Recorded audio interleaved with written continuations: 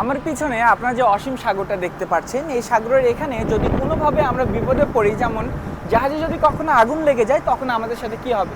এখানে তো আমরা কখনো কোনো ফায়ার সার্ভিসকে ডাকে নিয়ে আসতে পারবো না যেন আমাদের জাহাজের আগুনটা তারা নিভিয়ে দেয়।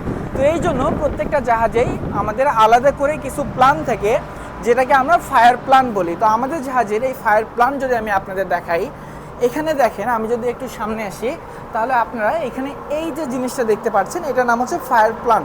এটার ভিতরে একটা ম্যাপের মতো জিনিস আছে, যেখানে জাহাজে কোথায় আগুন লাগলে আমরা কিভাবে এটাকে নিভাবো সেই ইনস্ট্রাকশন, জাহাজে আগুন নেভানোর জন্য আমাদের যত রকমের ইকুইপমেন্ট দরকার সব ইকুইপমেন্ট থাকে।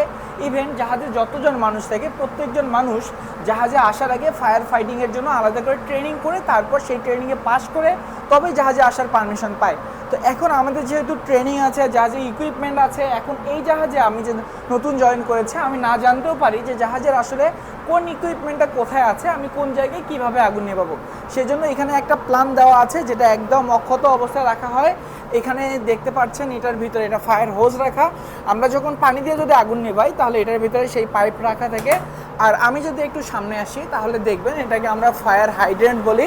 আমরা পাম্প চালিয়ে এই লাইনে পানি আসলে এটার সাথে সেই পাইপ কানেক্ট করে যে কোনো জায়গার আগুনকে আমরা খুব সহজেই নিভিয়ে ফেলতে পারবো।